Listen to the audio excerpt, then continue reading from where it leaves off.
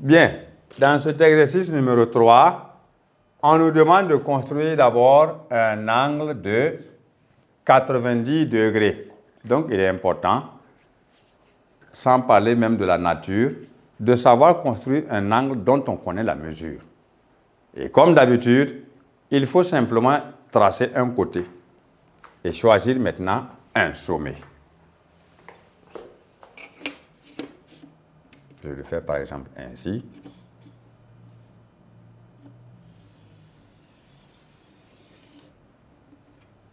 Je choisis maintenant le sommet que je veux. Et je regarde maintenant le nom de l'angle. On a dit un angle IJK. Donc, le sommet s'appelle J. Je ne dois pas lui donner un autre nom. Maintenant, pour la mesure, je peux utiliser mon rapporteur, tout comme je peux utiliser mon équerre. Je fais ce qui est judicieux et ce qui est simple pour moi. Alors, ici, moi, je choisis par exemple le rapporteur et je vois maintenant où se trouve 90 degrés. C'est ici.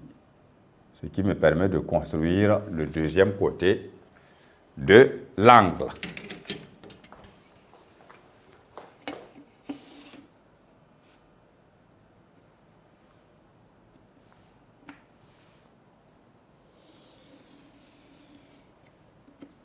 Voilà.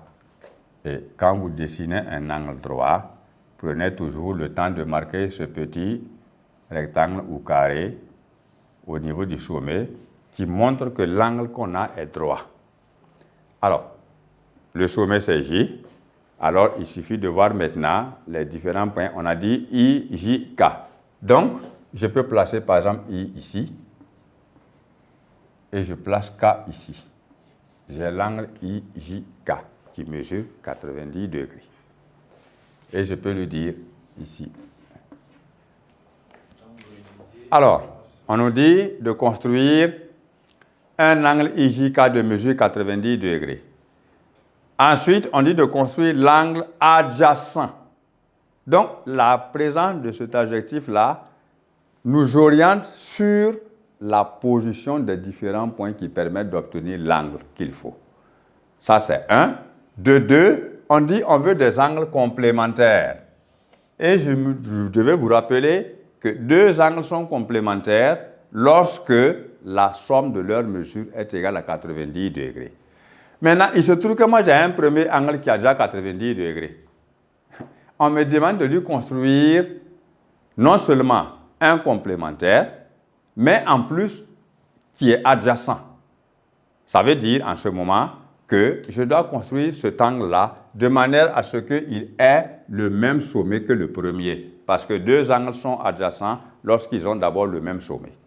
Alors, la pointe du compas sur le sommet commun qui est J. Et maintenant, je dois savoir où placer le point Q. Le point Q, si je veux, je le place avant K. Si je veux, je le place après K. Parce que le sommet de l'angle à mesurer, c'est le point J. Et ce doit être l'angle nul. Voilà. En ce moment-là, on pourra placer le point Q où on veut, sur cette droite, parce que c'est toujours ce côté. D'accord? Alors, maintenant, le point Q étant placé, comment on a pu le faire? Ici, on doit avoir I, J, K, plus K, J, Q, qui est égal à 90 degrés pour que les angles soient complémentaires. Dans ce cas-là, vous voyez bien que c'est le même sommet, puisqu'on a dit qu'ils doivent être adjacents. Et donc, ils doivent être situés de part et d'autre. Mais comme l'autre est nul, on ne perçoit pas effectivement que ces deux angles qui sont situés de part et d'autre d'un côté commun. Et le côté commun, c'est quoi? C'est JK, qui est le côté commun. Alors, pour le savoir ici, on a 90 degrés qui est donné. Et cet angle-là, lui, doit mesurer 0 degré pour qu'on ait 90 degrés. C'est ça qui nous permet de dire que l'angle que nous allons construire est KJQ tel que KJQ soit égal à 0 degré, c'est-à-dire l'angle nul. Et quand on fait la somme des deux, on trouve effectivement 90 degrés. Les deux angles sont dits complémentaires. ça peut aller. Bien. Alors, ensuite, nous allons continuer avec l'exercice numéro 4 où nous avons aussi les constructions à faire. Dans cet exercice, on nous demande de construire un angle COD de mesure 95 degrés. Donc, comme on l'a dit, quand vous avez un angle à construire dont la mesure vous est donnée, tracez d'abord un côté, bien suffisamment.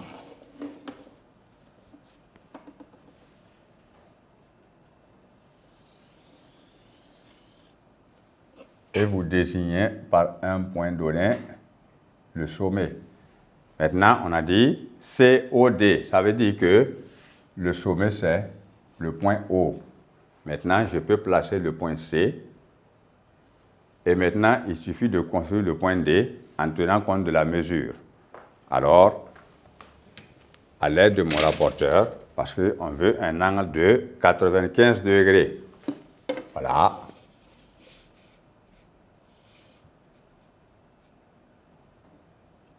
Alors, COD, nous sommes à 90 ici et 95 là. Naturellement, nous savons qu'un angle de 95 degrés est plus grand que l'angle droit. Par conséquent, c'est un angle obtus. Et maintenant, je trace le deuxième côté sur lequel je marquerai maintenant le point D où je veux.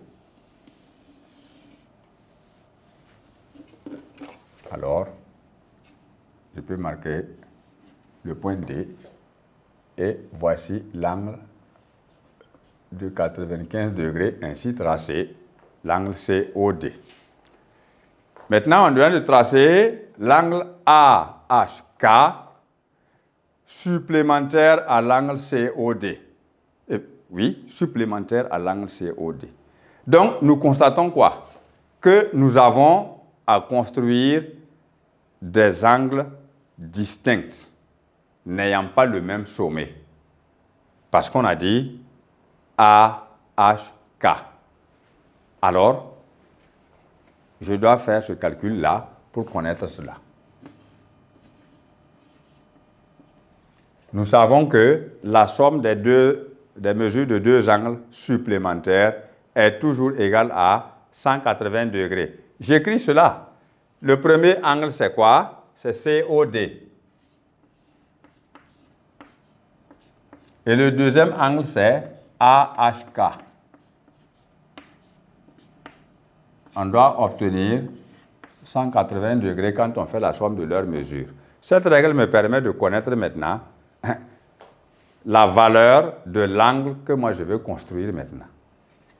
Je vois ici que COD mesure 95 degrés. Plus maintenant AHK que je ne connais pas. On doit obtenir deux angles supplémentaires. Donc, ça veut dire que la somme de leurs mesures est égale à 180.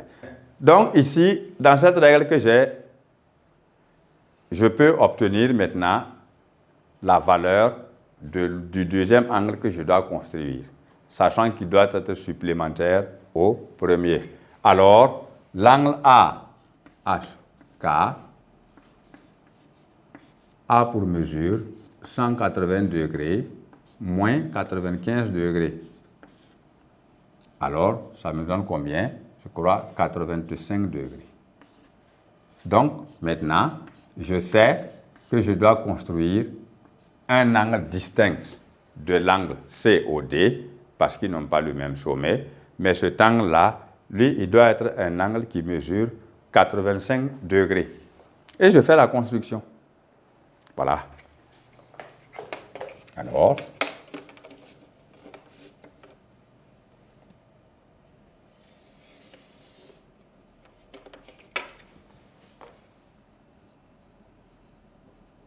l'angle s'appelle AHK.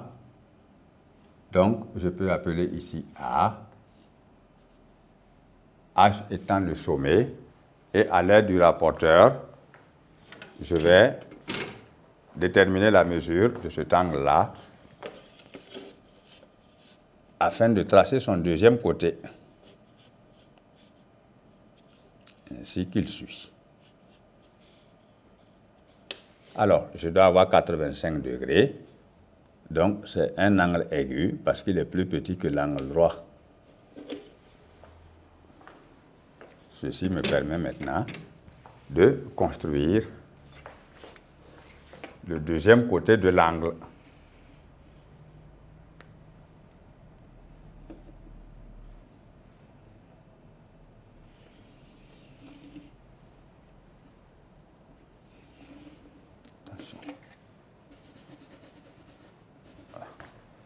Alors, on m'a dit AHK, donc ça veut dire que le point K, je le place librement où je veux sur ce côté, et voilà l'angle de 85 degrés que j'ai construit.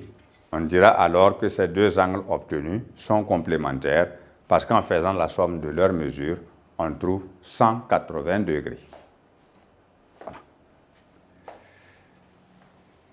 Ensuite, dernière question, on nous dit de construire l'angle DOE supplémentaire à l'angle COD. Alors, je remarque maintenant une chose. Je dois construire un autre angle qui soit supplémentaire au premier. Mais en même temps, on m'a dit DOE. Je constate que les deux angles-là ont forcément le même sommet. Alors, cela veut dire maintenant, quand on parle de supplément, il faut donc faire la construction de la même manière. Alors, cet angle-là, que moi je dois construire aussi, aura la même mesure de 85 degrés. Sauf que lui, il doit être adjacent au premier angle que j'ai, puisqu'ils ont le même sommet. Donc, je fais la mesure, me permettant de faire la construction. Donc, même si je veux, je le note au brouillon, si je veux, je l'écris au propre. Ça permet à l'enseignant de voir que son élève a bien compris son cours. Alors, ici, par exemple, je veux construire maintenant l'angle DOE qui soit supplémentaire à l'angle COD. Donc, je dois savoir cette fois-ci que les angles DOE et COD ont le même sommet. Cela veut dire que nous avons forcément affaire à deux angles adjacents.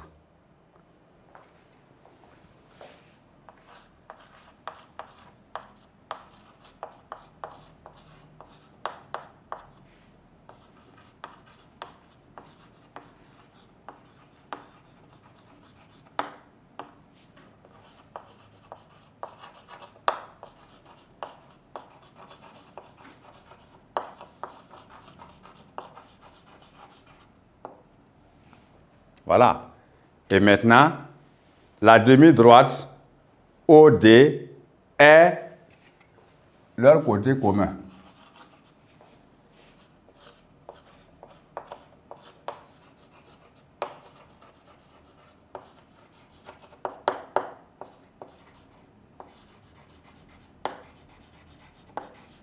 Voilà. Cela m'est suffisant pour maintenant savoir construire l'angle demandé. Mais je sais que l'angle ici, DOE, aura forcément la même mesure que l'angle AHK.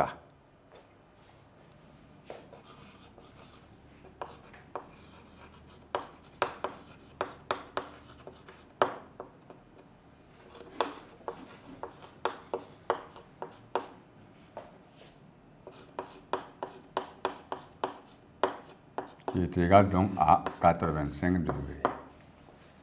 Si on sait que DOE mesure 85 degrés, il s'agit donc de mesurer cet angle-là et placer donc le point E. Oh, bon. Donc il faut que je vienne ici. Ah, mais la place ne me suffit pas pour mon rapporteur. Bon, je vais le faire tout de même. Voilà, sinon, comme ça monte sur le tableau, Donc, je construis maintenant l'autre côté qui est la demi-droite d'origine O passant par E. Et c'est ce côté-là.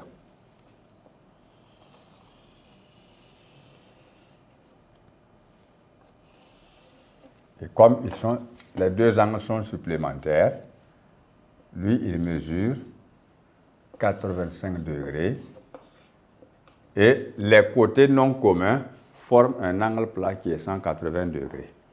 Toujours. Pour des angles adjacents qui sont supplémentaires. Ça, c'est la remarque que l'on doit pouvoir faire. Clairement. Donc, voici l'angle DOE et le point E, je peux le placer ici.